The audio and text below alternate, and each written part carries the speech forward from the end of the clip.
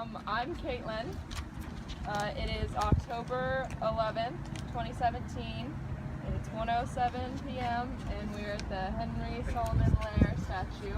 Do I have you guys' permission to use this recording for our website and on social media? All right. Speak loudly. You have it. Hold on.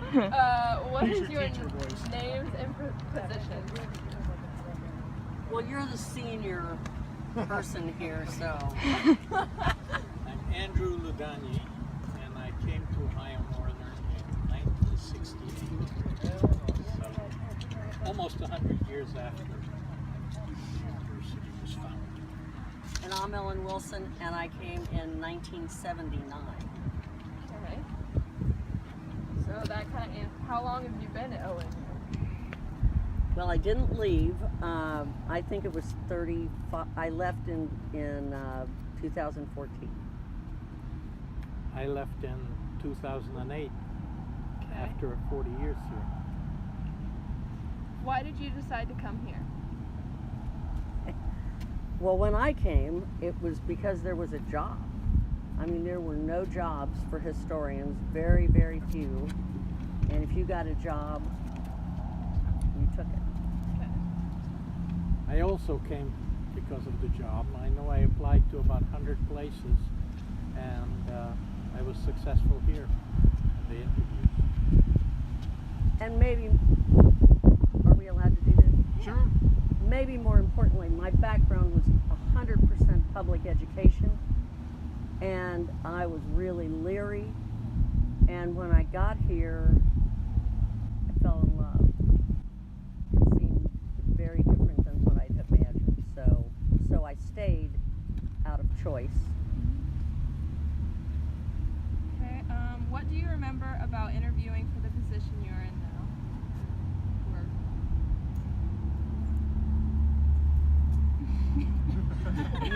It was, I don't know if you know anything about Ray Leshner.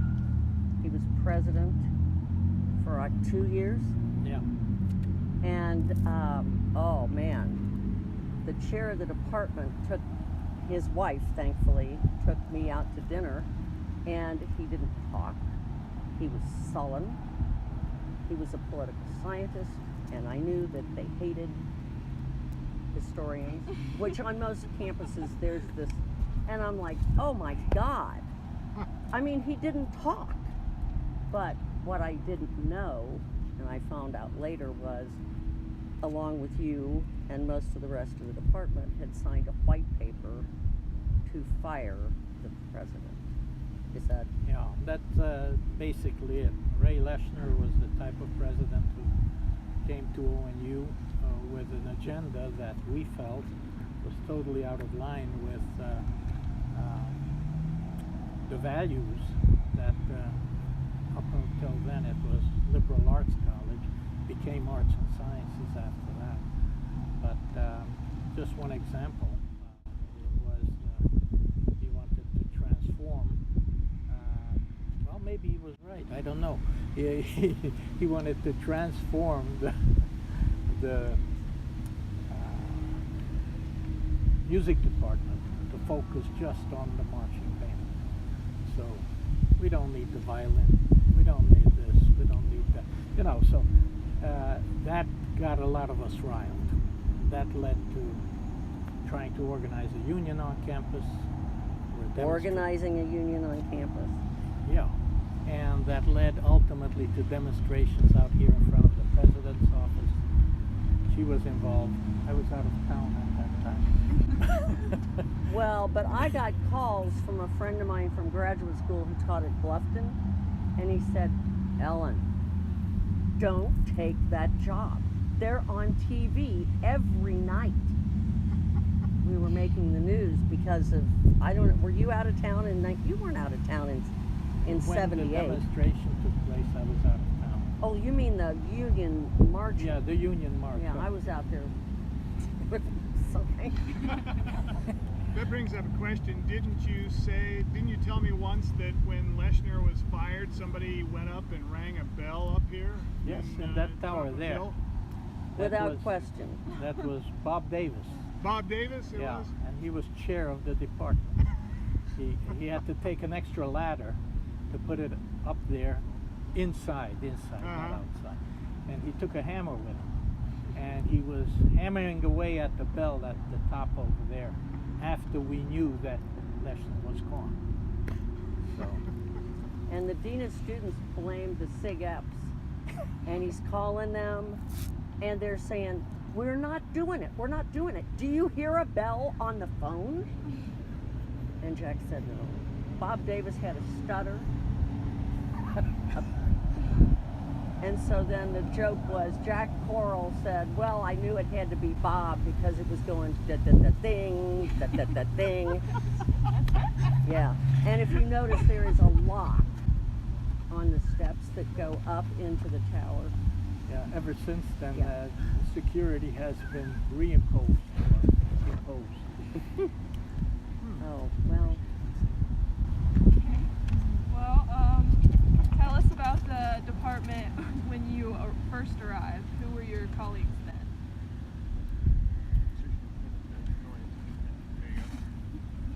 Well, more or less, because of the Leshner crisis, the department changeover began with you, I think, when the younger generation came in.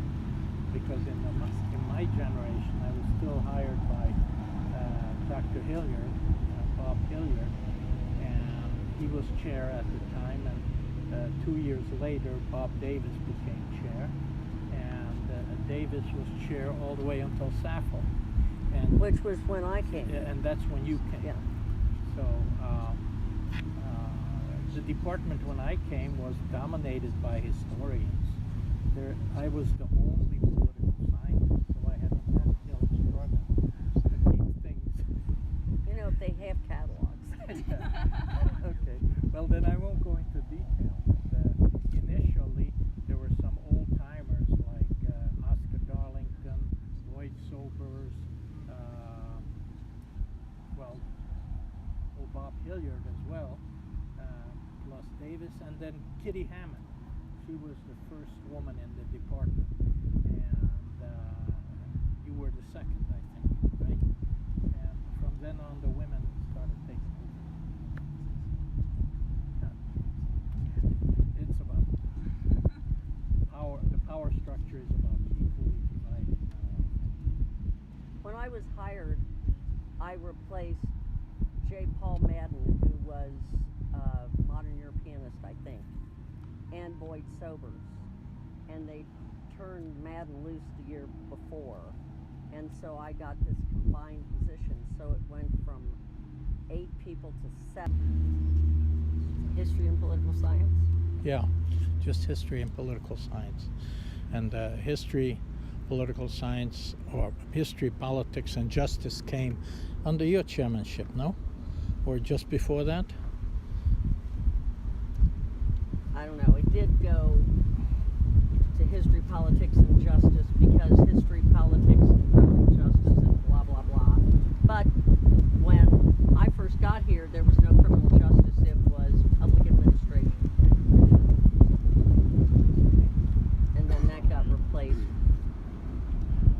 with criminal justice, yeah. And of course there were many young members of the department who stayed for only a brief period, like Steve Bennett or Anthony Salmoni and some others who came in, served a few years, and then either went into practical politics or found another job elsewhere. So there were a number of people who maybe you don't even remember, either Anthony Salmoni or Steve Bennett. Yeah. But in the period that you were already here, we also had a transition of a number of people in the department who were here for only a brief period. I can't think of it. Well, I mean, Steve Moore. Okay, Steve Moore. Then you had, we had. Let's not talk about conflicts between inside the department. Those aren't conflicts. No, that wasn't a conflict. No, but there were 2 others who didn't get along. Come on. Yeah. No. Okay. No, because arguing about our department was overall a very good department in terms of personal contact with one another. That is, there was solidarity, and that made it a pleasant place to work. But I would say there were two individuals who were here, came in and left pretty early because they didn't fit that model of, how should I say, getting along and no backstabbing and whatever. So in that sense, as an academic department, our department was pretty good, I would say, in comparison to many others. Yeah, I mean, in a department this small and multidisciplinary, if you're not cooperative and collaborative, you can't do anything. You can't have public history, you can't have, well, criminal justice, you can't have human geography or world regional geography and GIS.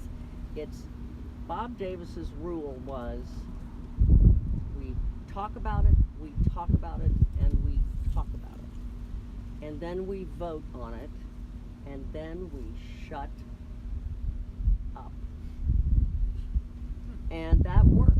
I mean, it was like, it's done, Live with it. Yeah, it's something like democratic centralism. Anyway. But it worked. It worked. And probably the reason it worked is that the members of the department got well along with one another on an individual basis and not within the context of just the department. So. Yeah, somebody came to my house from another department at one of our department parties, and when they left, they said, "You really do all get along." They thought it was this big fake job. Like, no, really. Really. All right. What courses did you teach? Go with him first. Well, we had to be jacks of all, how should I say? Jack of all trades. Jack of all trades, because I taught mainly political science courses, but I did teach history too, just to show that Ottoman Empire. yeah, the Ottoman Empire was one of my favorite courses, in fact. And then the other course that I liked was contemporary Middle East. And then I also taught courses that related just to international politics and comparative politics. Courses regarding communist political systems, because that still existed at that time. Since then the Soviet Union collapsed, so we had to change, alter the content of the course, the courses that we taught. But comparative politics included also developing political systems and also Western democracies, except Western democracies was ultimately also taken over by Professor Laughlin later on. But initially I taught that as well. So we had to teach the whole spectrum. I even taught American politics for a while, except that some people thought that with my accent that was almost sacrilegious. Actually, that's probably true, but that guy was not here by the time I got here. You know. Oh, one additional point. I also was in charge of the Model UN program from 1974 until my retirement in 2008. So that was a long haul, but it was always enjoyable and always fun, because it tended to draw very good students and very enthusiastic students. And it was great to go to New York during Easter break and to represent a different country every occasion. You started the program here, correct? I can't take credit for it. It was imposed on me by Bob Davis after the students. It was a student who really started it. It was a guy by the name of Steve Keyes. He was, I think, Student Union president then, and he thought it would be a great idea for ONU to begin having this kind of a program. So they went to Davis, lobbied him, and Davis said, well, who do I point the finger to? And initially, I really didn't like the appointment because I wasn't too enthusiastic about the UN. I thought it was, a talk shop, whatever. It didn't get anything done. But I took the assignment and became very happy about it ultimately, because it enabled me to have person-to-person contact with a lot of good students.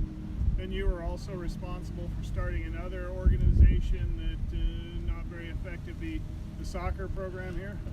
It became quite effective.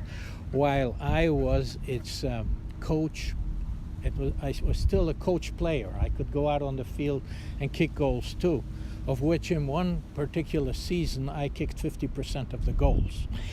And how many? I won't say. But it was fun. It was people like Dick Carpenter, who later on became registrar. He came in the same year I came, in 1968, and we had about 3 faculty members who did the same thing I did, and we started the soccer club. And the soccer club ultimately became the soccer team under Amar Bhattacharya from pharmacy. He was one of the 3 that worked in the beginning, right? No, it was Professor Liu, who was from Formosa, Dick Carpenter, and myself. And but we were soccer players and instructors for about 3 years, and then Amar Bhattacharya took over. And to be absolutely honest, from then on, the soccer club became a soccer team, and eventually varsity, and then it was much more professional than the way we did it. But it got to start. Yeah. Well, this is a long-standing joke, what I taught, because I got hired to replace 2 people, and I called the person that was at SAFL, and I said, you do understand that I don't have any field in modern European history, right? And he said, right. And I said, but that's part of the requirements. And he said, no, but you have one in Russian, and I was afraid to put that in the ad because he didn't think he'd get anybody. So I ended up teaching modern European history. I didn't even have a modern field. Colonial. That's where God lives, back there. And early Republic, we finally got that in, and I taught African American for one time and then lost it because Bob Davis retired. I taught it, and then Dr. Waters came, and I'm like, so I gave up colonial and Jamestown. No, not colonial, Jamestown and African American history in one fell swoop. And we hired Shuck, and there went the U.S. history, and it's like, by then I was chair, and I thought, okay, it's for the good of the group. But yeah, you have to be aware of it, since we had to be jack of all trades.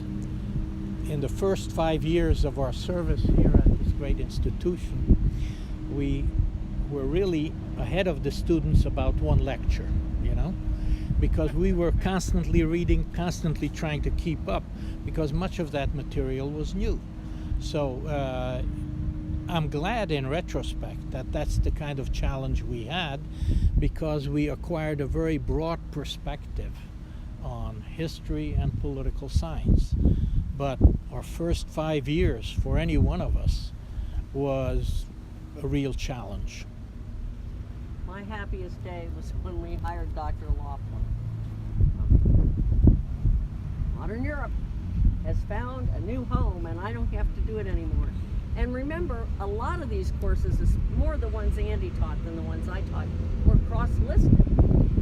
They counted for history or political science, which is another way we managed to build majors that were legitimate and were more interdisciplinary than most students anyplace else would have benefited from. So I think it worked out for the best, this mixing business.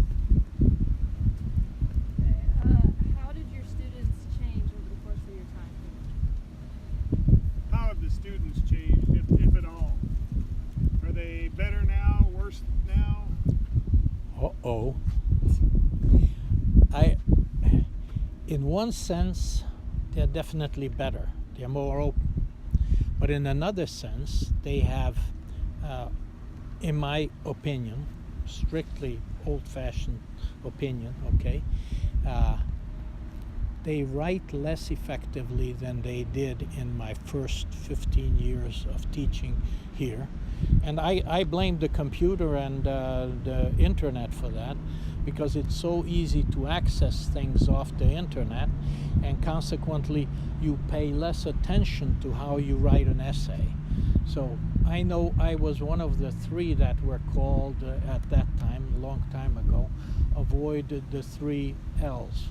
Lomax, Laughlin, and Ludanyi, because we demanded essay writing on the exams as well, not just a separate essay or book review in class, but also during exam period.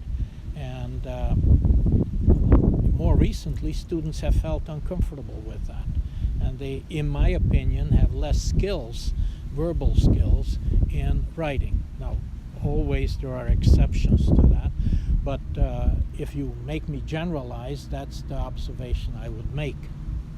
Well, my understanding was everybody required a written component to an exam. I don't know if that's still true or not. Okay, good. And, you know, I guess when I first got here, before I got here, I was in the office and they fired a dean. This is before Leshner left, and they rang the bell. And Terry Gilbreth looked at me and he said, "The students are first class. Come for the students. You're going to love it." And he was right. It's the best thing about the place, and it always has been. Maybe a little more willing to ask questions, but I know we're not doing that for your benefit. It's true. Yeah, When you no, die no, and no, go to no. heaven and you end up with students like this, Bob Davis was running around making fun of students one day, and he knew they were watching. And this friend of mine that told me not to take this job because they're on TV every night was here. He was so angry. He said, "You have no idea the quality of students you have. You should all be ashamed. Just thank God you've got these students as opposed to," and I think that's true for whatever reason. You know, Dr. Freed, who's like 2 presidents ago, used to say they chose their parents very well.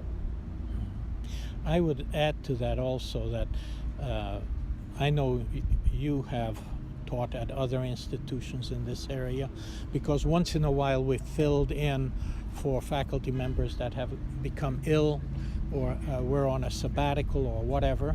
So we had something to compare to.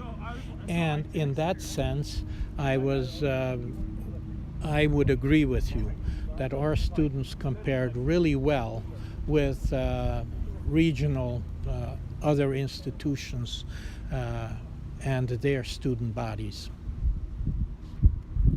Amen. Just another example of why you shouldn't listen to your students and go outside. Had lawnmowers, wind, this guy talking very loud. I said it was All right, go ahead. How come you became the anointed child? This? Mm-hmm. Shoot, I'll do it. He said he'd give me extra credit. Oh, bingo. Wise woman. I snatched it. The department and the university was running relatively smoothly before the economic downturn of 2008. How have things changed since then?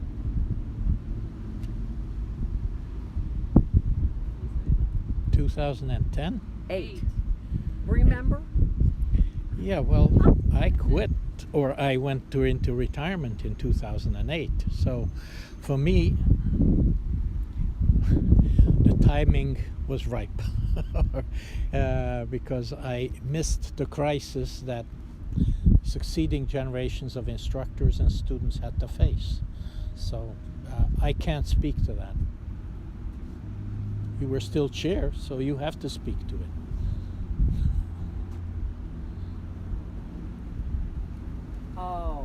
Yes. I Part of the history. I think the downturn was very difficult financially, but there were other changes that took place in that period that were more devastating. Why do I think that had a much more negative impact than the economic downturn? Might have been aggravated by it, but Such as? I thought I wasn't supposed to do this. Why?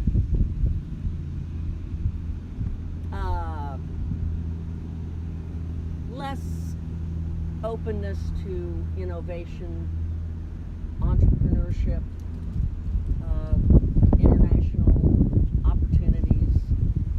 Well, the department, before the change in general education, we also had, all students had to take 2 Western Civ classes, 1 and 2. That changed. But that's got nothing to do with the, Well, just the time period. that was before. I mean, yes, that's true. But there were more social historians say we're really not in the social sciences, we're in the humanities. And we were excluded from the humanities for a while. Then we got included in the humanities when a historian became vice president. And then there was this reorganization of general education, and so I think political science on the whole came out a little better. History came out a little worse. I mean, I don't know. And if you don't think everybody should have at least 2 courses in history and political science or government, then you've got a screw loose. I mean, seriously, I don't care what your major is. I hope that came through. You said that quietly. What? Okay, But you yeah. have a screw loose. Oh, well, Okay, go ahead. So you talked about the soccer club thing. Are there any other new programs either of you initiated while you were here? There were plenty of new programs. Well, the criminal justice program, which our department lost, however, but initially it was started in our department, and it became a very successful program. It drew a lot of students, and it drew a lot of students probably because of its practical bent in part, and not because of just the theoretical that was characteristic of most political science and most history. So, but that growth, made others envious. public administration preceded it. I mean, literally, the public administration person was replaced with criminal justice. And then you add on to that the addition of geographic information systems and building a forensic science relationship with criminal justice and geography area studies. I mean, all these things helped, because when Bob Davis retired, before he retired, the person who taught human geography, as it was called then, retired. And he went around, he said, we got to do this, it's good for all the students, not just our own. And we all looked at him and he's like, all right. He created his version of the geography class. And then when he retired, we replaced him not with an historian, but with a geographer. And that raised more than 1 or 2 eyebrows. Not exactly self-serving, but it was for the best of the students. And for the best of the institutions. Because what happened with many of these innovations is that others ultimately inherited it. So some of our geographers, another Wilson, Professor Wilson, who was here, ends up in the college on the other side of our Henry founder's Solomon. statue. So On campus. So I mean, the forensic science business, that was just amazing. The prison management program, amazing. Big bucks. I don't know if they still have any, do they offer any GIS or geography, not just classes, but area concentrations or minors or? It's just a geography minor now. Okay. But if you don't think that will add to any of you, are you all history or political science majors? No, they're from all over the place. For instance? Quite a few of them are social studies. What? I rest my case. Social studies, history, political science. So who are the rest of you? Communications, science, Biology? Huh. psychology. If GIS won't help you, there's something really wrong. Same Psychology. thing. What do you want to do with it? Clinical or counseling work. So it might be helpful, but They've learned how to do it already. We already did a Yeah, map. we did it in class. oh, very good. Well, digital. Yeah, I guess All right. Did you prefer teaching under the quarter system, or do you like semesters?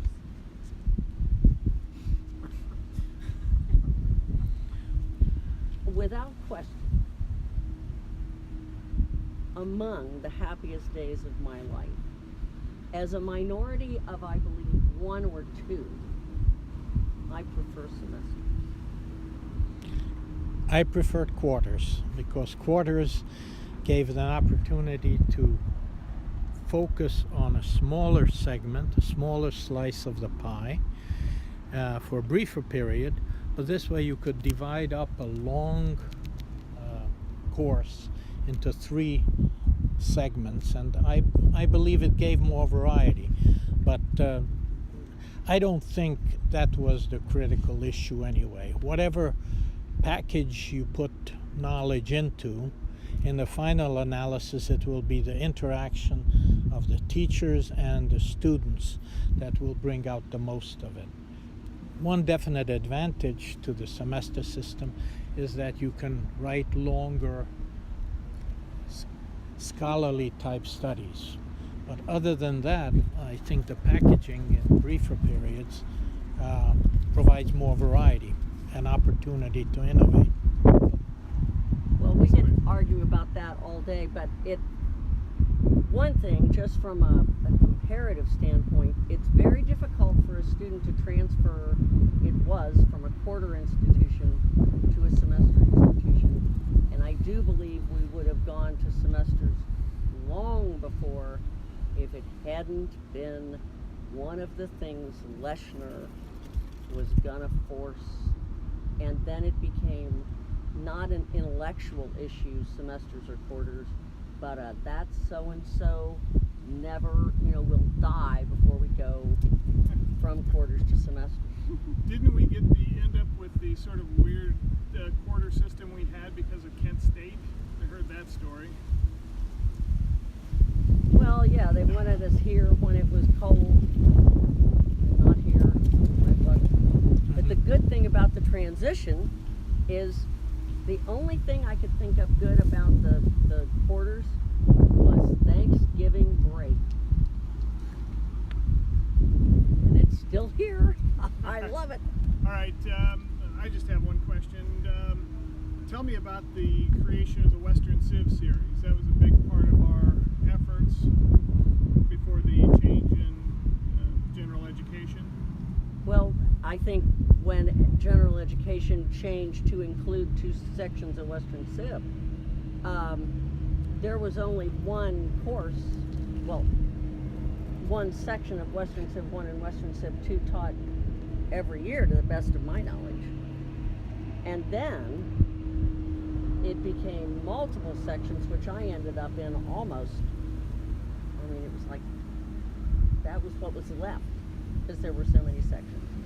And then we decided that that we needed to do something in addition to that, and we had at least 4 people doing Western Civ And then we would sit down and write up a speaker. We started doing it every week, and then we did it probably 3 or 4 times a term, and we'd invite an outside speaker. So we taught the class 4 days a week, and then on, I think it was Tuesday afternoons, we'd go over to the Freed Center, which just getting us in there was a big fight. All those students in that one room, no. But we got in, and we'd have an outside guest come and talk about fill in the blank. Those were great. Why did the university, what was the thinking behind requiring 2 Western civilization courses when they changed the general education the first time? You know, I was not involved in that directly, but I think it was that if you don't know where you came from, you're in big trouble. And it might have been Lomax that was on the committee, but there was no negative. Now, engineering didn't go along with it, business did, and pharmacy did. Pharmacy was a big backer. Good, that's the tenure. Unless you have something to say about that? Just one concluding observation, that because we're at a small institution, it had more flexibility, at least in my time, to allow individual faculty members to do a little project of their own.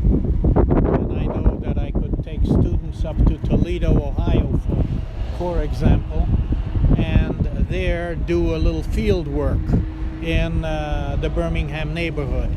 And that type of activity, that type of flexibility was a very valued part of my teaching experience. And we used to do a lot with the Nature Center, but another thing that came with Dr. Scott, whom probably none of you know, was the creation of mock trial, which was the mock trial and Model UN were the big programs put on by the department. And it's hard to, one of the best things I've ever seen is students who were in science, students who were in criminal justice, stray cats, working together on a forensic science site. And one thing I noticed immediately was a scientist was snooping around trying to find somebody he didn't recognize so he could work with a criminal justice major. And I'm like, my God, they get it. They need each other. These were really fun things, and they were fun things because of